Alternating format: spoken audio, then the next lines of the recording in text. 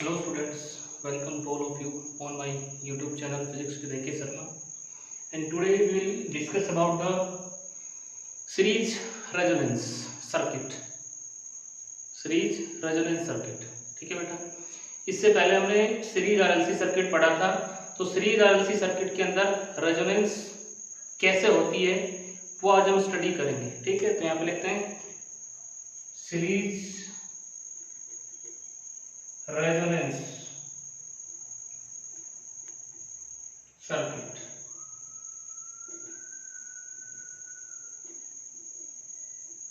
ठीक है, तो सीरीज रेजोनेंस सर्किट क्या होता है? एक ऐसा सर्किट जिसके अंदर एक कैपेसिटर, एक इंडक्टर एंड एक रजिस्टर तीनों सीरीज में कनेक्टेड हो और सर्किट मैक्सिमम करंट एडमिट करता है, ठीक है। तो उसको हम बोलते हैं सीरीज रेजोनेंस सर्किट, ठीक है। ये circuit containing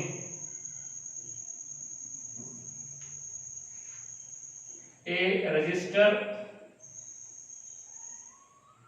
a inductor and a capacitor in series and circuit admits maximum current,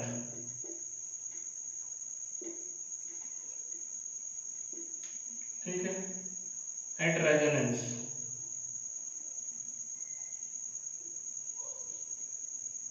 is known as series resonance circuit। series resonance circuit, ठीक है। कि कैपेसिटर, एक इंडक्टर और एक रजिस्टर सीरीज में कनेक्टेड हो और सर्किट के अंदर से मैक्सिमम करंट फ्लो करे, तो उसको हम क्या बोलते हैं? सीरीज रेजोनेंस सर्किट, ठीक है। अब सबसे पहली चीज तो रेजोनेंस क्या होती है? रेजोनेंस, ठीक है।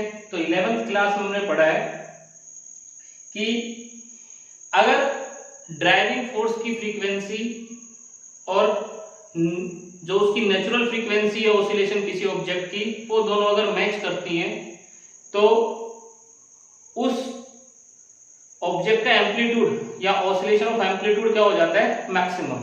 और उस कंडीशन को हम क्या बोलते हैं? रेजोनेंस। क्या बोलते हैं? रेजोनेंस। मान लो हमारे पास एक झूला है, हमारे पास क्या है? झूला है, और वो 1 सेकंड में 25 times to and fro motion करता है। कितनी बार? फ्रीक्वेंसी कितनी उसकी ऑसिलेशन की? नेचुरल फ्रीक्वेंसी 25 टाइम्स, ठीक है। अगर हम बाहर से उसके ऊपर पीरियोडिक फोर्स लगाते हैं और वो उसको 25 बार क्या करवाती है? ऑसिलेट करवाती है, तो उस केस में रेजोनेंस अकर होगा। क्या होगा उस केस में? रेजोनेंस। और उस केस में जो एम्पलीट्यूड है वो बहुत हाई हो जाएगा, ठीक है, एम्पलीट्यूड मैक्सिमम हो जाएगा, और इस फेनोमेना को हम रेजोनेंस बोलते हैं। जब भी पीरियोडिक फोर्स की फ्रीक्वेंसी किसी ऑब्जेक्ट के ऑसिलेशन की नेचुरल फ्रीक्वेंसी के साथ मैच करती है तो उस फेनोमेना को हम बोलते हैं रेजोनेंस। क्या बोलते हैं? रेजोनेंस, ठीक है। अब देखो सीरीज आरएलसी सर्किट में रेजोनेंस कैसे होता है, ठीक है। तो यहां पे देखो, in series RLC circuit the impedance is given by,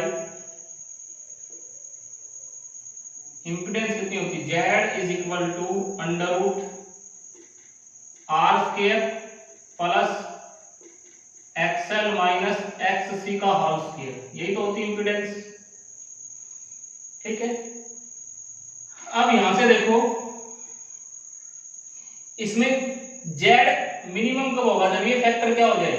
0 at very low frequency, low frequency, ठीक है। अब एक्सएल किसके बराबर होता है? XL is equal to omega L 2 pi mu L, ये क्या होगा, एक्स एल डिक्रीज होगा, और एक्स सी क्या होता है 1 by omega C 2 pi mu C. जब फ्रीक्वेंसी को कम करेंगे तो एक्स सी तो बढ़ेगा और एक्सएल क्या होगा, फ्रीक्वेंसी को कम करेंगे तो एक्स सी बढ़ेगा, एक्सएल घटेगा। तो जब frequency at very low frequency, ठीक है, एक्सएल क्या हो जाएगा, decreases, and XC increases, and at a particular frequency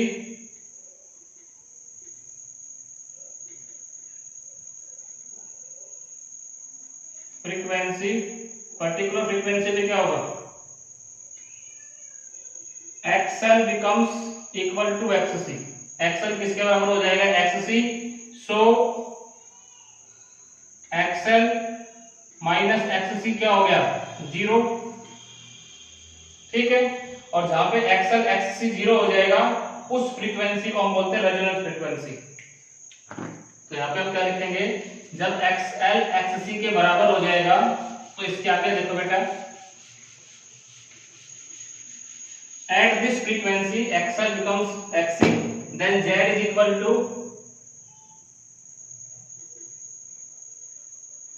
R square plus ये फैक्टर क्या हो गया, 0 हो गया। तो Z कितना हो गया, R, Z I हो गया, तो I कितना हो जाएगा, I is equal to E by Z होता है, Z I is equal to E by Z। तो यहाँ पे I becomes maximum, I maximum बन जाएगा कब, when Z is equal to R minimum, जब Z क्या होगा, मिनिमम होगा, ठीक है। So circuit admits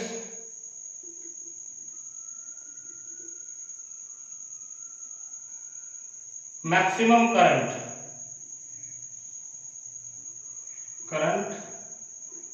and resonance occurs,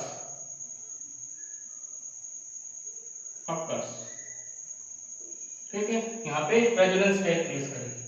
so frequency हम निकाल सकते हैं, इस किस फ्रीक्वेंसी पे रेजोनेंस टेक प्लेस करेगा। So at resonance XL is equal to XC, ठीक है। XL किसके बराबर होता है, ओमेगा L, और XC किसके बराबर होता है, ओमेगा C। R लिख दिया, R का मतलब रेजोनेंस फ्रीक्वेंसी। तो यहाँ क्या हो जाएगा, omega square R 1 by LC, और यहाँ पे 2 omega R is equal to root LC, root ले लिया, और ये क्या हो गया, 2 पाई म्यू, ओमेगा R की जगह 2 pi mu is equal to, ठीक है। और यहां से म्यू कितना आ जाएगा, mu R resonance frequency.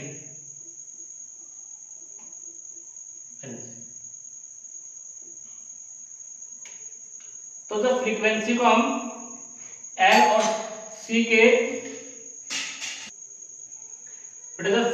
Frequency को हम L और C से हम यहां से कैलकुलेट कर सकते हैं किस फ्रीक्वेंसी के ऊपर करंट मैक्सिमम, इसको बोलते हैं natural frequency of oscillation at resonance.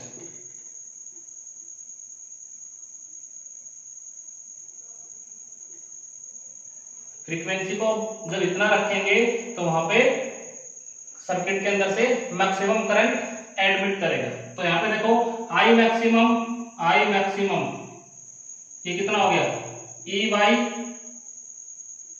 R, ये भाई जेड लिखते हैं तो जेड किसके बराबर हो गया, जेड तो आर के बराबर है, मैक्सिमम करंट। तो यहां से हम ग्राफ प्लॉट कर सकते हैं।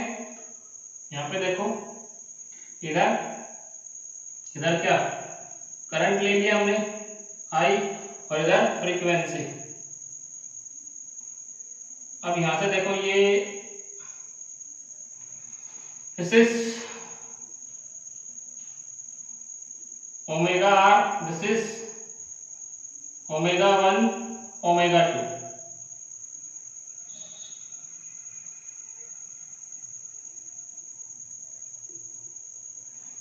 ओमेगा 1 पे करंट कितना है, ये वैल्यू है। ओमेगा 2 पे करंट कितना है, ये वैल्यू है। और ओमेगा आर एक फ्रीक्वेंसी बीच में ऐसी है जहां पे करंट क्या है, मैक्सिमम, आई मैक्सिमम। ठीक है। अब अलग अलग रेजिस्टेंस पे ये पीक अलग अलग होगी, क्योंकि यहाँ पे जो करंट है किस पे डिपेंड करेगा, at resonance current, maximum current depends upon किस पे डिपेंड करेगा, आर के ऊपर डिपेंड करेगा। तो यहाँ से ये जो होगी ये पीक, ये यहां से हम इस तरह से बना सकते हैं, ये देखो,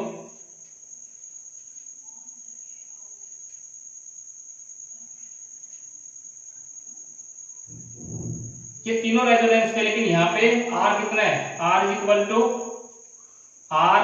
टू 10 ओम, यहाँ पे R2 इज इक्वल टू 50 ओम, और यहाँ पे R3 is equal to 100 Om.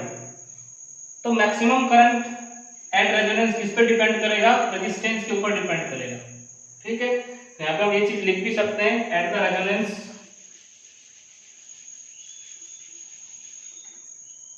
At the resonance maximum current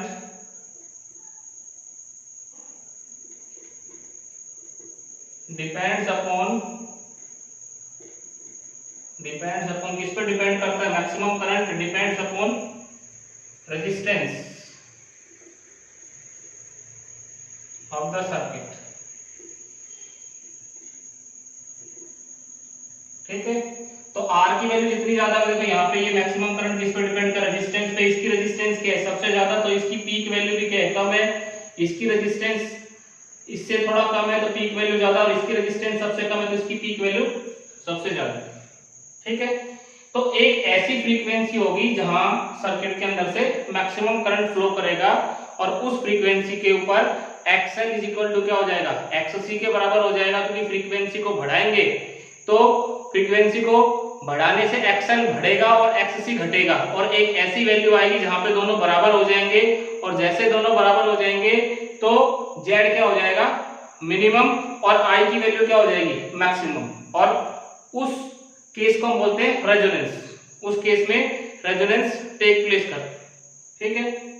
तो ये रेजोनेंस है, और रेजोनेंस का यूज हम किस में यूज करते हैं, जो रेडियो टीवी ट्यूनर जो होते हैं, जैसे कि डिफरेंट चैनल्स डिफरेंट फ्रीक्वेंसीज पे आते हैं। अब मान लो जो टीवी की जो रेंज होती है वो 54 मेगाहर्ट्ज से टू 890 मेगाहर्ट्ज तक होती है। इसके बीच में सारे चैनल पकड़ते हैं, और अलग अलग चैनल की अलग अलग फ्रीक्वेंसी होती है। ठीक है। अलग अलग चैनल की अलग अलग फ्रीक्वेंसी होती है। तो जैसे हम मान लो सेट मैक्स आ रहा है 240 मेगाहर्ट्ज के ऊपर इसकी फ्रीक्वेंसी। ठीक है। तो जैसे हम रिमोट में या फिर हम कहें टीवी ट्यूनर जो होता है उसके अंदर एक कैपेसिटर लगा होता है। ठीक है। और जैसे उसकी कैपेसिटेंस चेंज करते हैं, यहां से सी की वैल्यू चेंज करेंगे तो रेजोनेंस फ्रीक्वेंसी कितने पे सेट हो जाएगी, 240 मेगाहर्ट्ज के ऊपर। 240 हर्ट्ज के ऊपर सेट होते ही सर्किट के अंदर से मैक्सिमम करंट जाएगा, और ये इसी फ्रीक्वेंसी को कैच करेंगे। रेजोनेंस सर्कल होगा तो वही फ्रीक्वेंसी सेट हो जाएगी। अब मान लो हमें सेट मैक्स नहीं देखना है, तो सेट मैक्स नहीं देखना, दूसरा आज तक देखना है, आज तक। तो उसमें हम क्या करेंगे, मान लो आज तक की फ्रीक्वेंसी है 500 मेगाहर्ट्ज, इस फ्रीक्वेंसी पे सेट कर रखा है, तो हम क्या करेंगे, हमारे रिपोर्ट से कैपेसिटर से क्या इसकी कैपेसिटेंस चेंज करके इसको कितना कर देंगे, इसको इस फ्रीक्वेंसी पे ले आएंगे, रेजोनेंस इस फ्रीक्वेंसी पे होगा। ठीक है, तो इस फ्रीक्वेंसी के अंदर जब हम सेट करेंगे तो सर्किट के अंदर से मैक्सिमम करंट और आज तक हमारा स्टार्ट हो जाएगा टीवी के ऊपर। ठीक है, तो ये जो होते हैं इनको बोलते हैं एक्सेप्टर सर्किट्स। क्या बोलते हैं? Acceptor circuit. और इनकी एप्लीकेशन किसमें होती है? रेडियो टीवी ट्यूनर्स के अंदर हम यूज करते हैं। रेडियो के अंदर जो ट्यूनर आता है उसके अंदर भी क्या लगा होता है? कैपेसिटर। रेडियो देखा होगा, उसके अंदर हम जैसे ही उस ट्यूनर को घुमाते हैं तो सिर्फ कैपेसिटेंस चेंज होती है और अलग अलग फ्रीक्वेंसी पे वो अलग अलग चैनल पकड़ते हैं। ठीक है, तो ये हमारा सीरीज रेजोनेंस सर्किट हो गया। क्या हो गया? सीरीज। और ये ग्राफ बहुत इंपॉर्टेंट है, दिस इज I0/√2। ठीक है, तो जैसे रेजोनेंस सर्किट होगा वहां पे मैक्सिमम करंट फ्लो करेगा और एक पर्टिकुलर फ्रीक्वेंसी होती है। ठीक है, अब देखो यहाँ पे क्यू फैक्टर को हम डिफाइन करते हैं, quality factor. Q factor series resonance circuit में क्यू फैक्टर क्या होता है?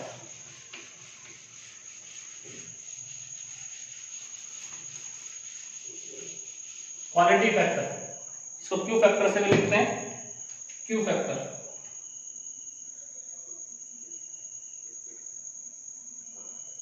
क्वालिटी फैक्टर बोलते हैं इसको। It is the ratio of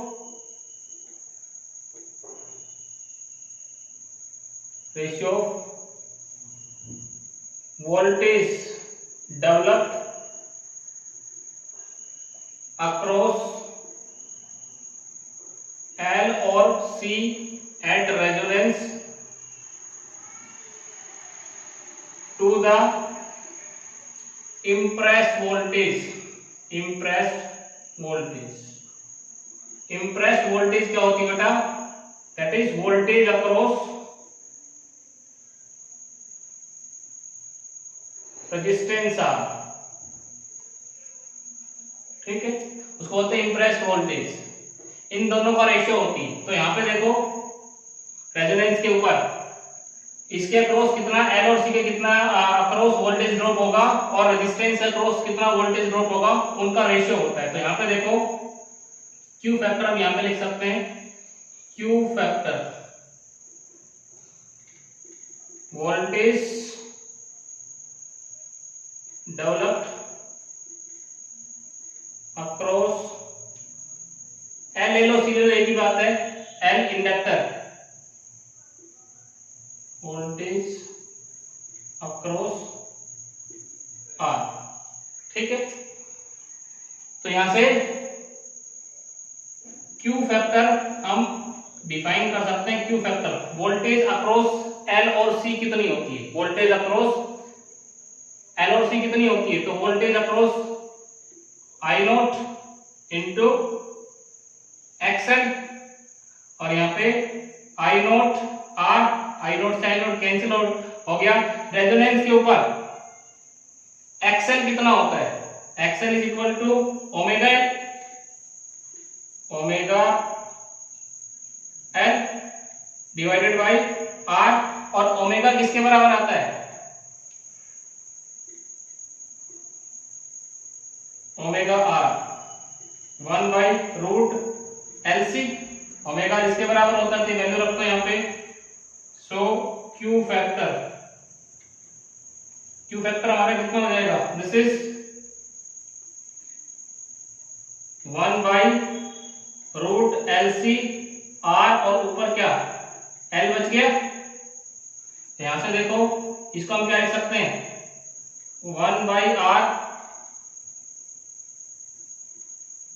1/√L/C। ऊपर √L इंटू √L लिख सकते हैं। एक रूट से एक रूट L कैंसिल आउट हो जाएगा, ऊपर √L बच जाएगा। This is quality factor.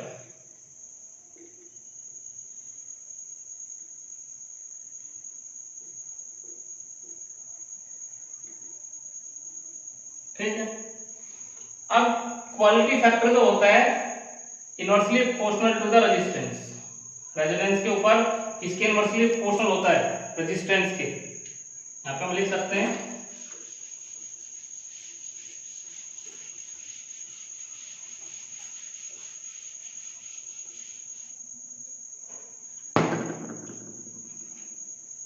At resonance Q factor is inversely proportional to the resistance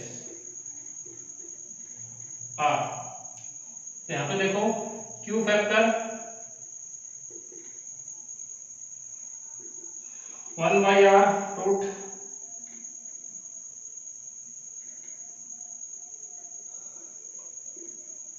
L/C यही तो होता है। तो जैसे जैसे R बढ़ेगा वैसे वैसे Q फैक्टर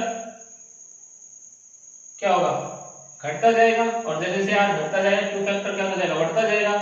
अच्छा, इसको Q फैक्टर किसको शार्पनेस ऑफ द जो हमारे पास ये ग्राफ आता है उसको रिप्रेजेंट करता है। Q फैक्टर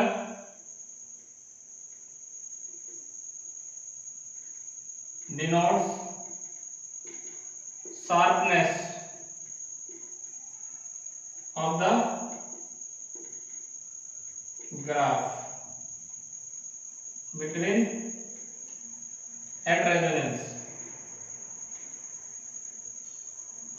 अब जितना ज्यादा शार्प होगा ये ग्राफ उतना ही Q फैक्टर की वैल्यू ज्यादा होगी, और वहां पे रेजिस्टेंस क्या होगा, उतना ही कम होगा। अगर रेजिस्टेंस ज्यादा ले तो यहाँ पे ग्राफ ऐसा आ जाएगा, ये रेजिस्टेंस 100 ओम और ये रेजिस्टेंस कितना, ये रेजिस्टेंस दिस इज 10 ओम।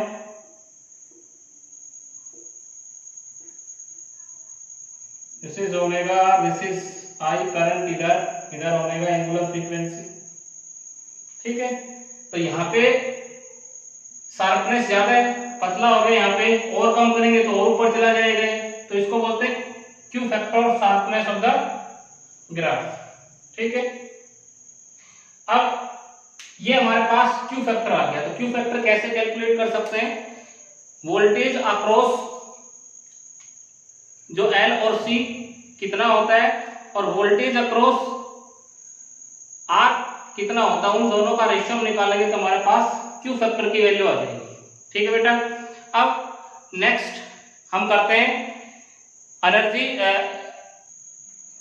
देखो बेटा, ये एक प्रॉब्लम हमारे पास, इसमें हमारे पास एक सर्किट दे रखा है जिसकी रेजिस्टेंस कितनी है 40 ओम, कैपेसिटेंस कितनी दे रखी है 80 माइक्रोफैराड, और इंडक्टेंस जो दे रखी है 5 हेनरी। ठीक है, तो हमें what is angular frequency at resonance, resonance के ऊपर एंगुलर फ्रीक्वेंसी कितनी भी वो निकालना है। करंट एट रेजोनेंस, रेजोनेंस के ऊपर करंट कितना होगा, सर्किट के अंदर कितना करंट फ्लो करेगा वो फाइंड आउट करना है। और तीसरा voltage drop capacitor at resonance, जब रेजोनेंस होगा तो इसके अक्रॉस कितना वोल्टेज ड्रॉप होगा। तो वन बाय वन करके देखते हैं। सॉल्यूशन देखो, वी हैव क्या क्या दे रखा है हमारे पास, R कितना 40 ओम, V कितना दे रखा है, V दे रखा है 240 वोल्ट। ठीक है, C कितना दे रखा है 80 माइक्रोफैराड, माइक्रो को हम फैराड में चेंज करते हैं 80, 80 माइनस 10⁻⁻⁶ माइक्रो में कितने होते हैं 10⁻⁻⁶, और L कितना है 5.0 हेनरी। ठीक है, अब यहां से ओमेगा किसके बराबर होता है resonance, omega is equal to 1/√L/C, यही होता है। यहाँ पे वैल्यू रखो 1/√L कितना 5 और C कितना 80 × 10⁻⁻⁶, ऐसे लिख सकते हैं। ओमेगा कितना आ जाएगा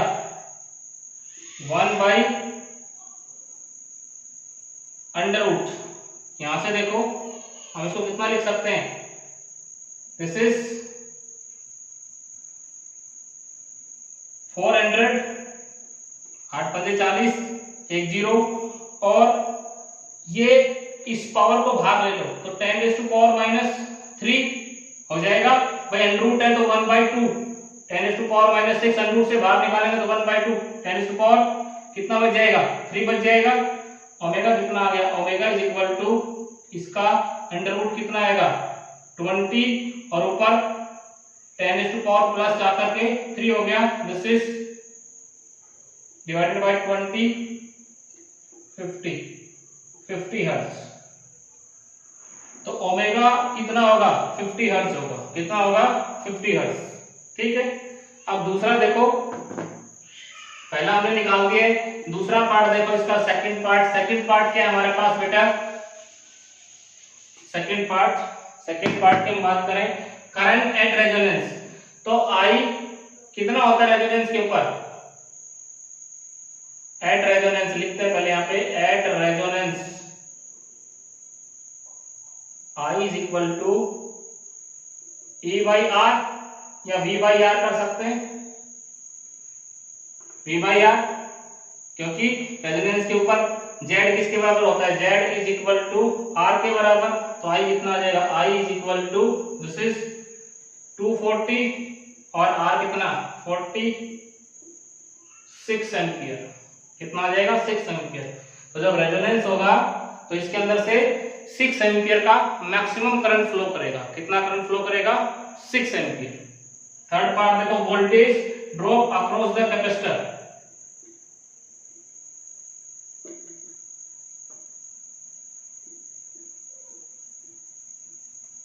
अक्रॉस कैपेसिटर के अक्रॉस वोल्टेज ड्रॉप कितना होगा।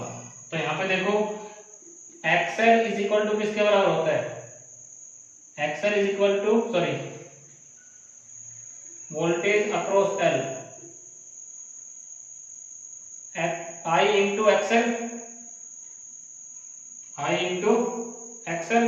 तो आई कितना रेजोनेंस के ऊपर 6 और एक्सएल कितना, एक्सएल कैपेसिटर के एक्ससी करेंगे, ठीक है। तो यहाँ पे एक्ससी देखो, एक्ससी कितना आ जाएगा, XC is equal to 1 by omega C. तो एक्ससी किसके बराबर होता है 1 बाई ओमेगा सी। तो 6 आई की वैल्यू, ओमेगा कितना, ओमेगा हमारे पास आया था 50 और सी कितना 80 माइक्रोफैराड, 80 इंटू 10⁻⁻⁶। तो यहाँ पे Vn हम कैलकुलेट कर सकते हैं, 6 डिवाइडेड बाई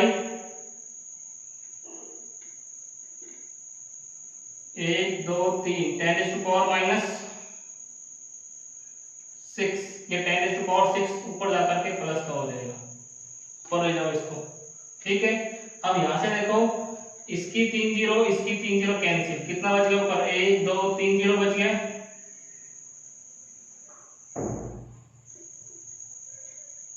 1500 पे कट जाएगा, कितना आ गया।